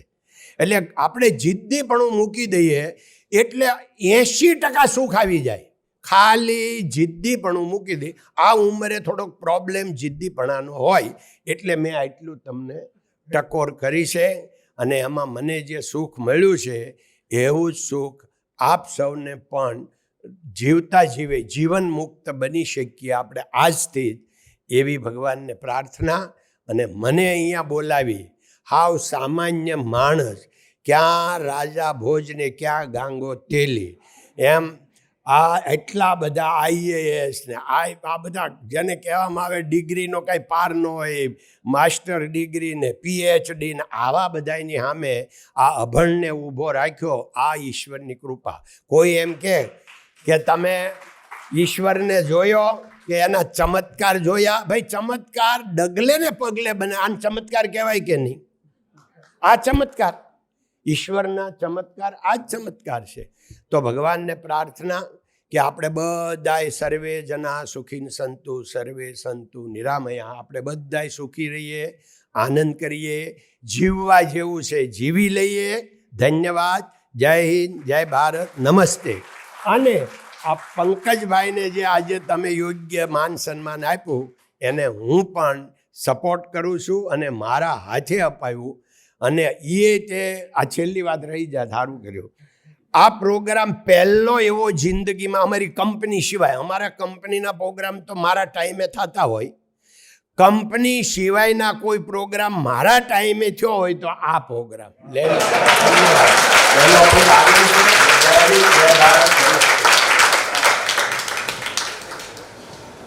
ખૂબ ખૂબ આભાર આદરણીય શ્રી ગોવિંદ કાકા.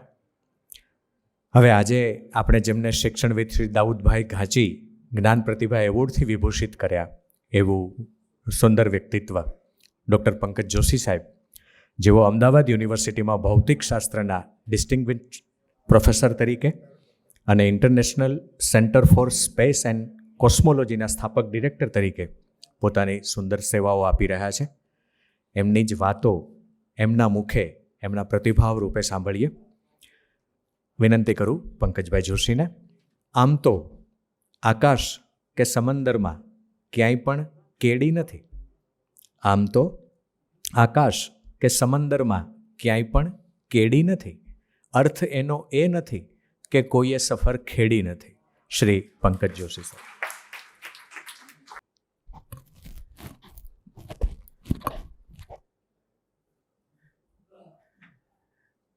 આજે અહીંયા ઉપસ્થિત રહીને હું અત્યંત ધન્યતા અનુભવું છું. આવું કહેવાની જરૂર નથી. ગોવિંદ કાકાએ જે આખી વાત કરી અને એનો જે સાર અને એમણે જે ભૂમિકાએ આ પ્રસંગને મૂકી દીધો છે સહજ રીતે, એમાં અમારું કામ જ એ કે એનાલિસિસ કરવી. અનુભવીઓ કહી જાય અને પછી ભણેલાઓ એનાલિસિસ કરે. ક્યાં આપણે જવાનું છે જીવનમાં એનો એક દિશા નિર્દેશ એમણે બહુ સહજ સરળ ભાષામાં પોતાના જીવનના એક અનુભવ દ્વારા આપણને આપ્યો છે. અને બહુ મોટી વાત એ કરી કે જ્યારે એમને એમ થયું કે અહીંયા કાલે હઈશું કે નહીં હોઈએ, ત્યારે એમના મનની સ્થિતિની જે એમણે વાત કરી, આ બહુ પાયાની વાત છે. બહાર તો આપણે ઘણું જઈએ, આપણા પાસે ભલે પ્લેન હોય કે ન હોય, ગાડીઓ હોય કે ન હોય, જે બધું હોય એ બધાને સૌ પાસે જે છે એ છે, પણ એ થોડું કે છોડવાનું હોય ને, પ્લેન છોડવાનું તો બરાબર છે. એ ઘરની માટલી હોય કે પછી સાડીનો પટારો હોય કે ઘરેણાં હોય, બધાને છોડવું બહુ આકરું લાગે છે. સૌને પોતપોતાની વસ્તુઓ બહુ મૂલ્યવાન દેખાતી હોય છે.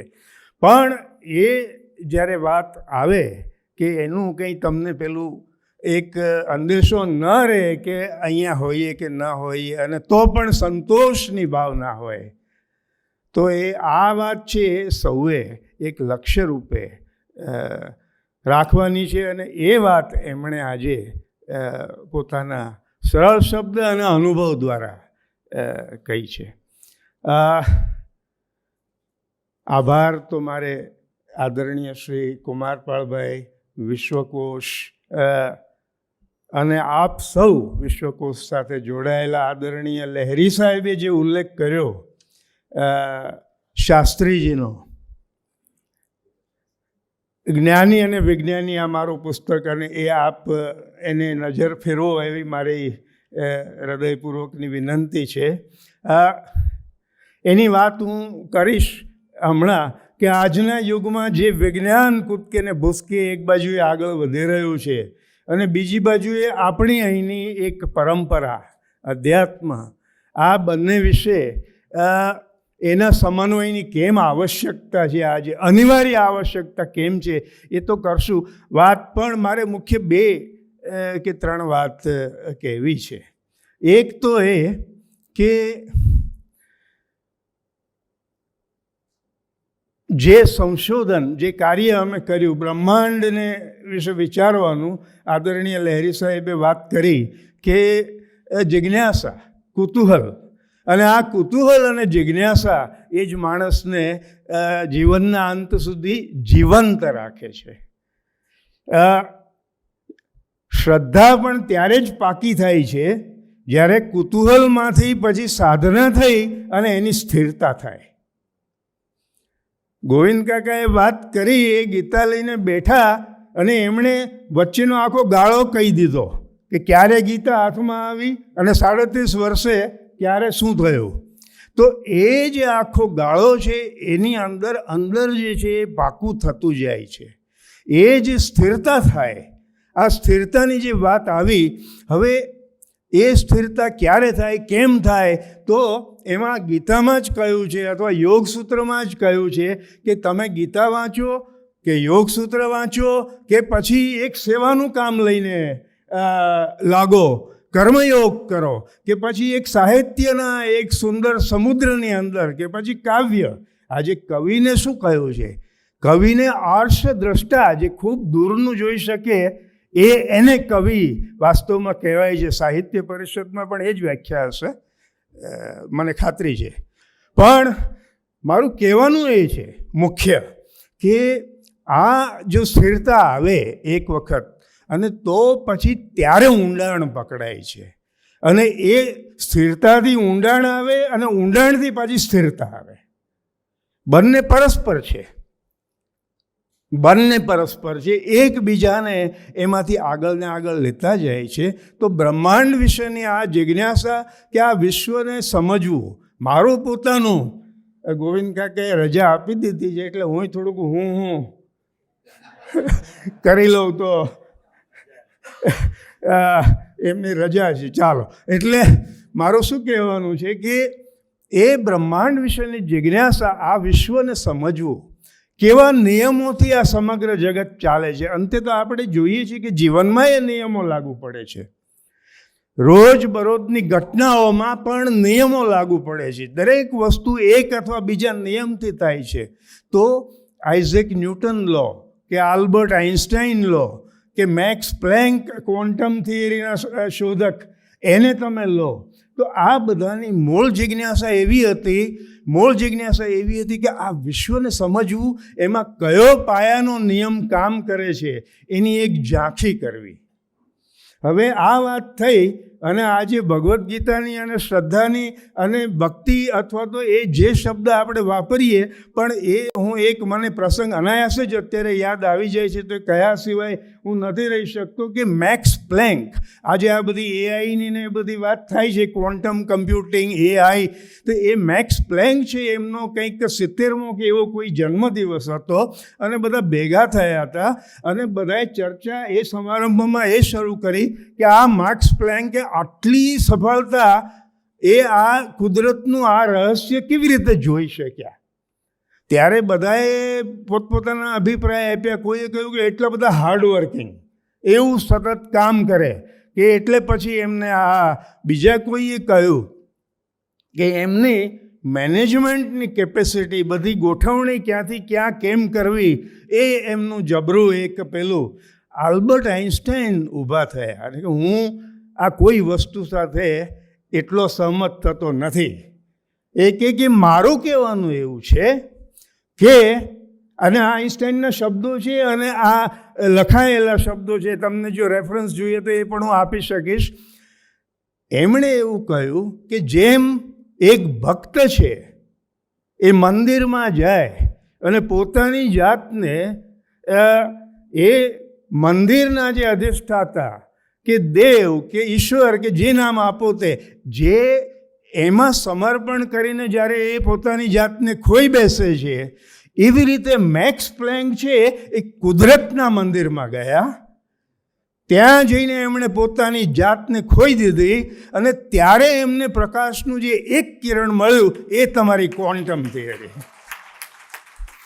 એટલે મારું કહેવાનું એ છે કે વિજ્ઞાન કહો કે સાહિત્ય કહો કે કોઈ કલાકાર હોય, આ બધાની સાધના છેવટે એક છે, પોતાની જાતને ખોઈ. અને એ એમણે જે શબ્દ વાપર્યો સમાધિ, આપણે ત્યાં વ્યાખ્યા બધી, તો પોતાની જાતને જે ખોવી એક ધ્યેયની અંદર, શુભ ધ્યેય હોવું જોઈએ, શુભ ધ્યેય હોવું જોઈએ, આ બધે કહ્યું છે. અશુભ ધ્યેયની અંદર પણ એકાગ્રતા આવી શકે છે અને ત્યારે જે સર્જાય છે એ વિનાશ સર્જાય છે. અને આજે આધુનિક વિજ્ઞાન જે દિશાઓમાં અમુક રીતે જઈ રહ્યું છે, ઇઝરાયલ અને ગાઝા કે રશિયા અને યુક્રેન, માફ કરજો પણ એમણે જ કહ્યું એ પ્રમાણે આ બધો ઘરનો, પેલો શાહબુદ્દીનભાઈની ભાષા વાપરતો ઘરનો ડાયરો છે એટલે કહેવાની છૂટ લઈ લઉં છું કે આ બધા એઆઈના અને અસ્ત્ર-શસ્ત્રના પ્રયોગો થાય છે અહીંયા. બહાર આ બધી વાત બહાર નથી આવતી. બહાર બધા નાના મોટા બહાનાઓને, રાજકારણને, બધું અર્થકારણને, ઇકોનોમિક્સને બધું કહેવાઈ જાય છે, પણ અસ્ત્ર-શસ્ત્રના પ્રયોગો અને હવે સેકન્ડ વર્લ્ડ વોરમાં કેવી જેને કમખમાટી આપણને પેલું થઈ જાય. આપણે લોકો તો શું છે, બધા શાકાહારી, અને આપણે બધા અમસ્તાએ ગુજરાતની અંદર એક નોબેલિટી છે, એક ઉમદાપણું છે. તો આ બધું એટલે પણ આ તમે તો કલ્પના ન કરી શકો એવા પ્રકારના આ પ્રયોગો, આ બધામાં અધ્યાત્મના મૂલ્યો ગોવિંદ કાકા લાવવા એટલા બધા જરૂરી છે, એટલા બધા અનિવાર્ય છે કે અધ્યાત્મ વગરનું સર એ જે વિજ્ઞાન, અને બીજી બાજુ એ અધ્યાત્મને નામે પણ એક લેઝર શોની અંદર 100 કરોડ રૂપિયા. સાહેબ આપ માફ કરજો પણ એક લગ્નની પાછળ આજે હું જોઉં છું, મોટા માણસો છે બધા, સૌને પ્રણામ કરવા જોઈએ, જે કરોડો અબજો રૂપિયા ખર્ચાય છે.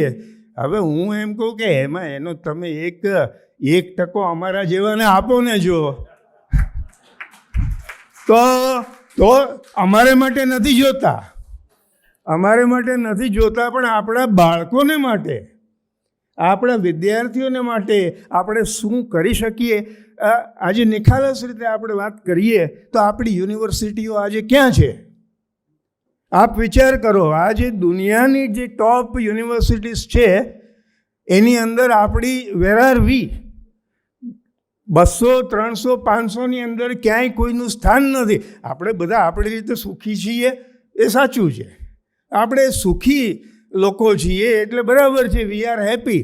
તો ત્યારે જ્યારે જરૂર પડે, અને આપણે પોતપોતાનામાં મસ્ત પણ છીએ, માફ કરજો, અને અહીંયા એવા વિદ્વાનો અને એવા મહાપુરુષો પણ બેઠા છે કે જે આગળનું પણ વિચારે છે. પણ મારું કહેવાનું એ છે કે એવા સંદર્ભની અંદર જ અમારું જે કામ છે એ આજે સદનસીબે, આમાં એ નસીબનું આવે છે. નસીબનું એટલા માટે બોલું છું કે ઇટ ઇઝ સમથિંગ હું પોતે નથી સમજી શકતો કે આ દેશમાં રહીને મેં મારા વિદ્યાર્થીઓ અમે જે કામ કર્યું છે એનું જેને રેકગ્નિશન અથવા તો એનું જે એક માન્યતા છે એ જે વિશ્વ સ્તરે ઊભી થઈ છે, એ મને પોતાને પણ નવાઈ લાગે છે કે અમેરિકાનું આવું 170 વર્ષ જૂનું સાયન્ટિફિક અમેરિકન કે જે અમારા કામ વિશે કવર સ્ટોરી કરે, અને આપણે આઝાદી પછી 75 વર્ષ આ બધી વાત કરીએ છીએ, પણ આ 75 વર્ષમાં જો કોઈ ભારતીય વિજ્ઞાનીનો સાયન્ટિફિક અમેરિકને કવર સ્ટોરી આર્ટિકલ કર્યો હોય તો માફ કરજો પણ મારે કહેવું જોઈએ કે એ અમારું કામ છે, અમારા વિદ્યાર્થીઓનું કામ છે. હવે આવું બધું ઘણું છે. ઓક્સફર્ડ, કેમ્બ્રિજ એ બધાએ મારા મોનોગ્રાફ બધા કર્યા છે, પણ લોકો મને એવું પૂછે છે કે તો તમે અહીંયા કેમ બેઠા છો? તમારે તો હાર્વર્ડમાં કે એમ જવું જોઈએ ને, ઓક્સફર્ડ જવું જોઈએ, અને ત્યાં જ એટલે અને એવું કરવું પડે એવી આ દેશની આપણી આજે સ્થિતિ છે. કારણ કે આ તો હવે શું છે કે મેં કીધું એ પ્રમાણે આ છૂટ મળી છે એટલે થોડીક છૂટ લઈ લીધી છે સાહેબે, અને લહેરી સાહેબે અહીંયા આવું ઊભા રહેવાનો મોકો આપ્યો એટલે જરા એટલું કહી લઉં. પણ હકીકતમાં હું આજે જો છૂટ લઈ લઉં કહેવાની, ગુણવંત શાહ સાથે મારે મળવાનું બન્યું. મને કહે છે કે તમારા જે, એ તો બહુ આખા બોલાને બહુ સ્નેહથી આ બધી વાત થઈ, એટલે હું આજે આ છૂટ લઉં છું, ભલે રેકોર્ડિંગ થતું હોય. પણ મારું કહેવાનું શું છે, મને ગુણવંતભાઈ કે તમારા જેવાએ તો વિદેશ જવું જોઈએ, કારણ કે તમે જેટલું કામ આ કર્યું છે, હવે આ દેશમાં તમને કોણ આ સમજશે કોણ? કારણ કે આ બધી વાતને સમજાવીને સાહેબે કીધું સમજતું કોઈ સાંભળતું નથી, તો આવી વાત તો કોણ સાંભળે? પણ તો એ મને કહે કે તમારે તો એ વિદેશ જવું જોઈએ, વિદેશમાં રહેવું જોઈએ. મેં કીધું પણ સાહેબ જુઓ, મેં આ 15-20 પુસ્તકો ગુજરાતીમાં લખ્યા છે, એની 3 લાખથી વધારે નકલો ગઈ છે, આ દેશમાં રહીને આવું બધું કામ કર્યું છે. મને કે તમે તમારા કામનું રેકગ્નિશન આ બધું કે સમજતા નથી. પછી વળી તોય એમણે કહ્યું ને તોય પછી મેં કંઈક બીજું કહ્યું, ત્યારે મને કહે છે કે તમે બ્રાહ્મણ છો ને સમજશો નહીં. જવા દો મને કહે છે. પણ મારું કહેવાનું શું છે કે મારો અહીંયા રહેવાનો મૂળ હેતુ, અને આ જે સાચી વાત છે આપણે કરું છું, આ મુંબઈમાં અને મુંબઈની ટાટા ઇન્સ્ટિટ્યૂટ કે જ્યાં મને જયંત નાર્લિકર લઈ આવ્યા, અમેરિકા હું હતો, પિટ્સબર્ગમાં જ હતો, ભાઈ સાથે વાત થઈ પેન સ્ટેટમાં, તો ત્યાંથી હું અહીંયા આવ્યો. પણ એનું મુખ્ય 2 કારણ હતા. એક કારણ તો ફેમિલી એ તો ખરું જ, પણ આ દેશની જે અંતરંગ પરંપરા જે છે, 2 પ્રવાહ છે. એક તો સામાજિક પ્રવાહ છે બધો, હવે એ બહુ કેઓટિક છે. આપણા દેશની અંદર હજુ બધો કેઓસ બધો તમને હજુ ઘણો દેખાય, પણ બીજી બાજુ એક અંતરંગ પ્રવાહ છે. અને એ આ ધીરજરામ શાસ્ત્રીજી કે પછી મકરંદ દવે કે પછી ત્યાં ગોંડલમાં નાથાભાઈ, આ બધા સાથે મારા વિદ્યાર્થી સમયથી જ એમના સાથે ચર્ચાઓ, વાતચીત, સમજવાનો પ્રયત્ન, એટલે બંને રીતે બ્રહ્માંડને સમજવું, એક તો આપણી પરંપરા દ્વારા અને બીજું આધુનિક વિજ્ઞાન દ્વારા. તો આજની જે પરંપરા જે છે, આપણી પરંપરા જે છે, એનો મને આજે 100% ખાતરી છે, ગોવિંદ કાકા, કુમારપાલભાઈ, લહેરી સાહેબ, અશ્વિનભાઈ, કે એનો આજે વિશ્વ માટે બહુ જ મોટો ઉપયોગ છે. અને એ કામ આ દેશમાંથી થશે એવી મારી શ્રદ્ધા છે.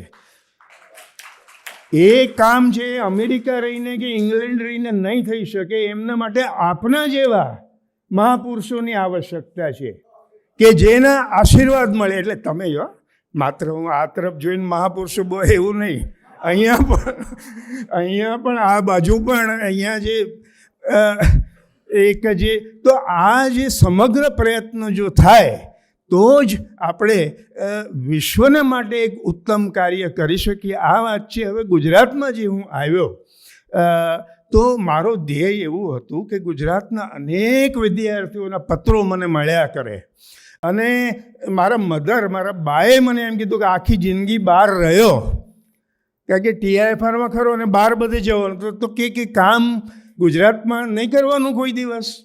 અને એટલે મેં નક્કી કર્યું કે અહીંયા હું વાઇસ ચાન્સેલર તરીકે આવ્યો વિદ્યાનગરમાં. મારે વાઇસ ચાન્સેલર થવું નહોતું, એના કારણોમાં હું અત્યારે નહીં જાઉં, આપ સૌને ખબર છે. પણ મને એ લોકોએ સારી ભાષામાં કહ્યું કે તમે જો વાઇસ ચાન્સેલર થશો ને તો તમને સરળતા રહેશે. એટલે એમણે મને, એમની વાત સાચી હતી. એમણે એવી સાહેબે કહ્યું એ પ્રમાણે નેગેટિવ ભાષા ન વાપરે, એ કરવા નહીં દે કાંઈ. પણ મારું કહેવાનું એ હતું કે એ કામ મેં કર્યું, અને અમારા છોકરાઓ આજે એટલી બધી તેજસ્વી પ્રતિભા પડી છે આપણે ત્યાં, કે પેલું વળી પાછું શાહબુદ્દીનભાઈને યાદ કરું છું, સેવા કરો તો શું કરવી, તો કે ઉછીના લીધા હોય તો આપી દો, અને બીજું એ કે નડો નહીં ઓછામાં ઓછું. આ મેં એક જ કામ કર્યું કે નડવું નહીં. અને આ ફેકલ્ટીએ એટલું તેજસ્વી કામ કર્યું સાહેબ. ફૂલ બ્રાઇટ ફેલોશિપ ત્યાંથી લઈને છોકરાઓ લઈને આગળ ગયા. હવે આ કાર્ય આગળ લઈ જવાનો પ્રયત્ન હું અત્યારે કરી રહ્યો છું. કામ બિલકુલ સહેલું નથી, એટલું હું આપને નિખાલસ રીતે કહેવાનો એક છૂટ લઈ લઉં. અને એનું કારણ છે કે આપણું વિઝન જે છે એ બધું સમાજના પ્રસંગોમાં, લગ્ન પ્રસંગો ને, લગ્ન પ્રસંગ ન હોય તો આપણે બીજા બધા ગોતી જ કાઢીએ છીએ. ઉત્સવો, સામાજિક બધું, આ ગણપતિ હોય, ગણપતિ પછી જન્માષ્ટમી, એની પછી દિવાળી આવે, એના પછી ક્રિસમસમાં તો દિવાળી સુધી દિવાળી પછી રોશની તો ચાલુ જ રહે, હમણાં ક્રિસમસ આવશે. એટલે મારું કહેવાનું એ છે કે આપણે આપણી જાતને બહુ જ વ્યસ્ત રાખીએ છીએ, કે જેથી પણ બીજી બાજુ વિશ્વ આજે જે રીતે આગળ વધી રહ્યું છે, આજે એક દિવસે જો ચાવી બંધ કરી દેશે અમેરિકા કે યુરોપ, આપણને ખ્યાલ નથી કે એ બધા જે કેબલ્સ બધા અંડરસીથી આવી રહ્યા છે, એ બધા જે કેબલ્સ છે એ બધાનો કંટ્રોલ છે એક જગ્યાએ છે, એનો કંટ્રોલ અહીંયા નથી. એ કંટ્રોલ આ તો શું છે કે એટલીસ્ટ એક વસ્તુમાં નંબર 1 છીએ, 150 કરોડ કે જેથી વધારે હોય, એટલે શું છે, મોટું બજાર છે અહીંયા. એટલે આ બધા દેશો છે એ તમારી સાથે વાતચીત કરે છે.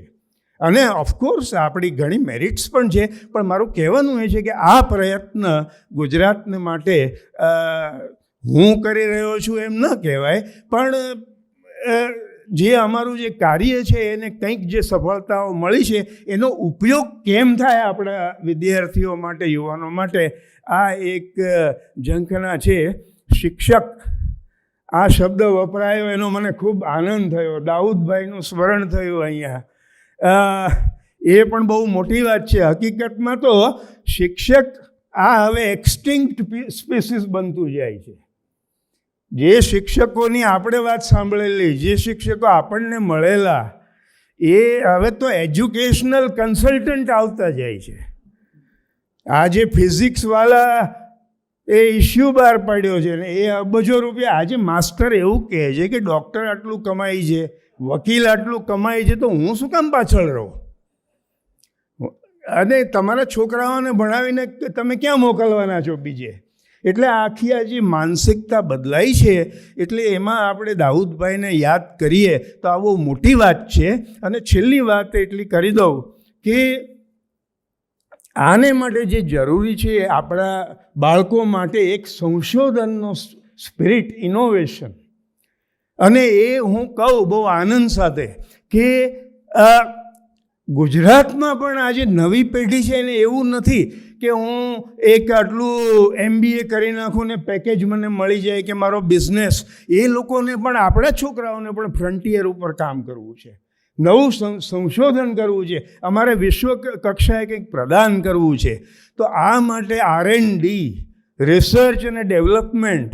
તો અહીંયા આગળ આદરણીય શ્રી પ્રફુલભાઈ, વિઠ્ઠલભાઈ પટેલ, બીજા બધા અમુક મિત્રો, એટલે એ જે કામ કરી રહ્યા છે સ્કૂલ્સની અંદર, લેબ્સનું અને એ બધું, અને એમના સહકારથી અને એ વડીલોના એક પહેલાંથી એક રિસર્ચ, સંશોધન અને ડેવલપમેન્ટ. કારણ કે આપણા દેશની અંદર, સર, આપ તો રાજ્યસભામાં છો, આજે અમેરિકા, ચાઇના, એ બધા GDPના 7% છે સંશોધનમાં ખર્ચે છે. આજે ચીન, ચાઇના આપણે કરીએ છીએ, પણ એનું કારણ એ છે કે આપણા પછી 2 વર્ષે એ લોકોએ ફ્રીડમ મેળવી, પણ છતાંય તે એટલો બધો મોટો પૈસો એમણે GDPના પર્સન્ટેજ એમણે રિસર્ચ અને ડેવલપમેન્ટમાં નાખ્યા કે આજે અમેરિકા સાથે એ કમ્પીટ કરી રહ્યું છે. તો આ દિશાની અંદર અમે કંઈક પ્રયત્ન કરી રહ્યા છીએ. ગુજરાતમાં જે કંઈ થઈ શકે એને માટે પ્રયત્ન કરીએ છીએ. આદરણીય કુમારપાળભાઈ સાથે, લેરી સાહેબ, એમના સાથે પણ ચર્ચા કરી છે. ગોવિંદ કાકાને પણ આ વિશે વાત કરતાં મને વધારે આનંદ થશે કે કેમ અનિવાર્ય છે આપણા બાળકો માટે આ વાત. અને સાવ છેલ્લી, ખરેખર છેલ્લી વાત કે કે વિજ્ઞાન અને અધ્યાત્મ.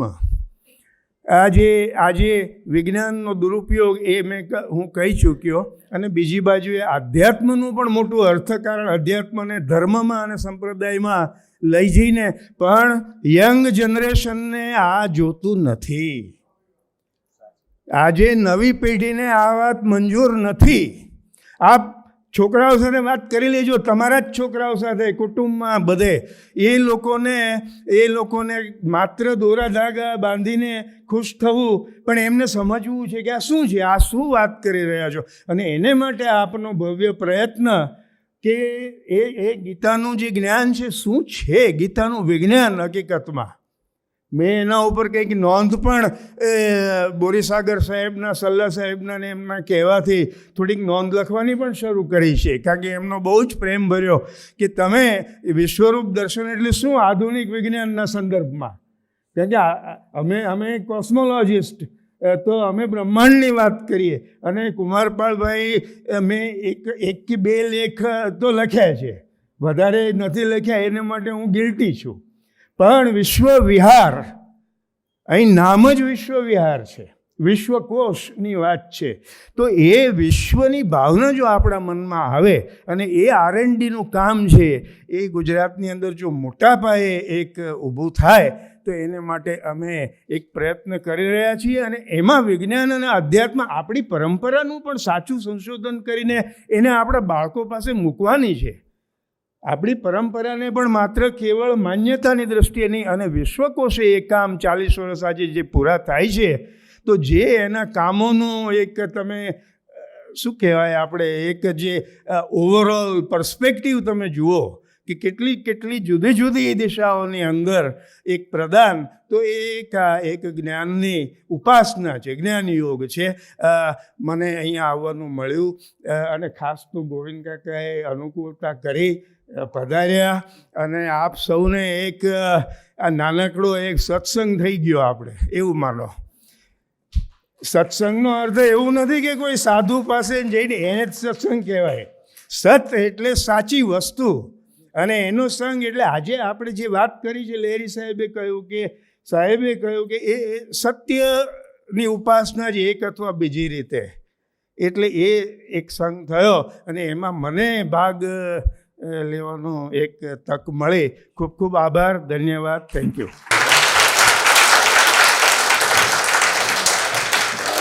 ગોવિંદ કાકા થોડીક વાત કરવા માગે છે, આપણે સાંભળીશું. નહીં, એટલે એમણે તો આપણી બધાની આંખો ખોલી દીધી, એને તો ધન્યવાદ. પણ હું તો ઊભો થયો છું, મારા મિત્રો આવ્યા સુરતથી, એની ઓળખાણ કરવાની છે.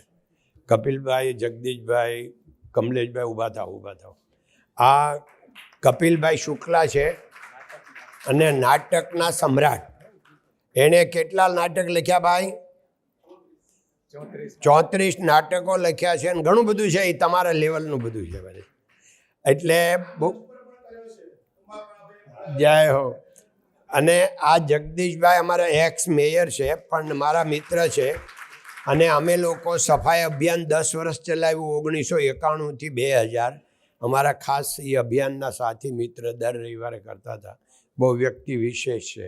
ને કમલેશભાઈ યાજ્ઞિક છે, અત્યારે અમારું SRK નોલેજ ફાઉન્ડેશન છે એ સંભાળે છે, પણ એની પહેલાં એ ચેમ્બર્સ ઓફ કોમર્સના અમારા એક્સ પ્રેસિડેન્ટ પણ છે. એ સિવાય એજ્યુકેશન, સાર્વજનિક એજ્યુકેશન ટ્રસ્ટ સુરત, 115 વર્ષ જૂનું, અને એમાં 45,000 છોકરાઓ ભણે છે, એના ચેરમેન પણ રહ્યા છે. અને એ બધા એજ્યુકેશનના જીવ છે. અને આ ગોવિંદભાઈ વરમોરા મારા મિત્ર અહીંયા અમદાવાદથી આવ્યા છે. એક ફોનથી મેં કીધું ભાઈ તમને પછી મને ઠપકો આપો કે તમે ગોવિંદ કાકા અમદાવાદ આવ્યા ને અમને કેમ ન કીધું, કે અહીંયા મળવા પહોંચી ગયા. એનું તમારા મિત્ર દિલીપભાઈ કડી, રાજા ઇન્ડસ્ટ્રી, દિલીપભાઈ કડી. હા, ધન્યવાદ, વેલકમ. બહુ સરસ. શિક્ષણનું કામ ઘણું કરે છે અને આરોગ્ય માટે ઘણું મોટું કામ કરે, મેડિકલ કોલેજ અત્યારે ઊભી કરે. ખૂબ અભિનંદન, ધન્યવાદ. ચાલો બસ. કવિ શ્રી ભાનુપ્રસાદ પંડ્યાની પંક્તિઓ યાદ આવે છે.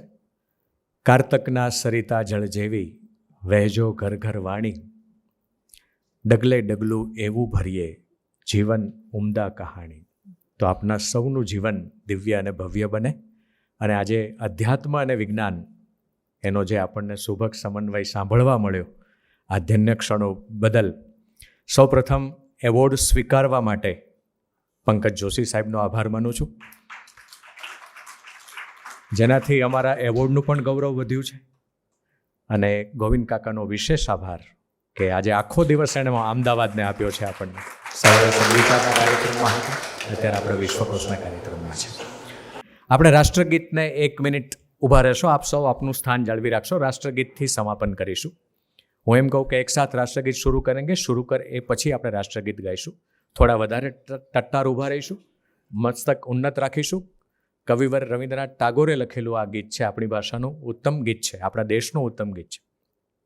એક સાથ રાષ્ટ્રગીત શરૂ કરેંગે, શરૂ કર.